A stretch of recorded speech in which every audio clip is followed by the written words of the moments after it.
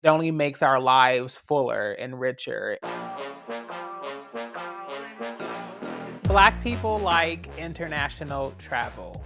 I'm just ready to go now, to be honest. Josephine Baker, hands down, was what inspired me to want to travel. She was out there defying racism, anti-Blackness, out there like tap dancing, like wiggling in banana suits, being an informant during the war. All of these like amazing things. It just made my world bigger. It just did. First time I had to get my passport, I was cast in a very large production in an international touring show. And that took me to Sydney, Australia, where I got to live for 6 months. And the second I got to Australia, I could simply be me and not have to think about whether my presence was a threat to anyone. It really has changed my outlook on life and what it means to be Black as a global citizen as well. Anti-Blackness is global, but I don't know that it hits the same as it does in the US. I think we stand at a pretty interesting point in history where travel is way more accessible to people. My parents and my whole family immigrated here, and they had to save up their whole entire life to take a trip to this place they'd never been before.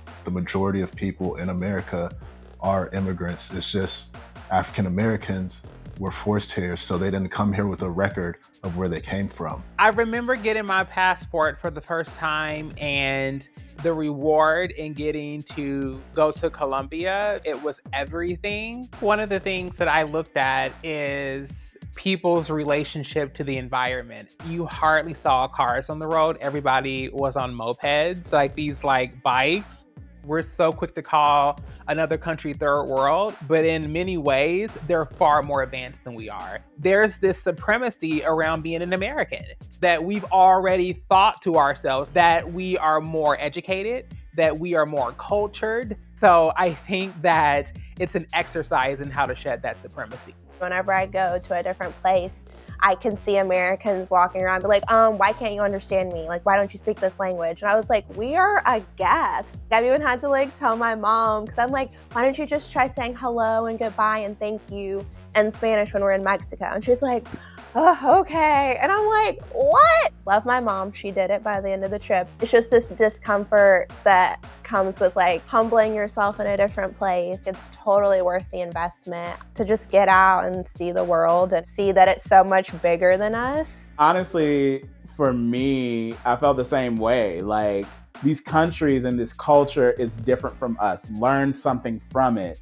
I think what is so great about what everyone's had to say so far about traveling is that we've all collectively taken the same approach to it. We have to travel for our ancestors that weren't able to afford the luxury of traveling. We have to learn for them too. Also, I miss the food. And not just like the taste of the food, it's the quality, of the food. Yeah. So, yes. Traveling, absolutely, please, more of it now. I think that the more culture, information, understanding that we can take away, that experience leads to prosperity. Black people like international travel, and I can't wait until we can see it become normalized at every level of Black society.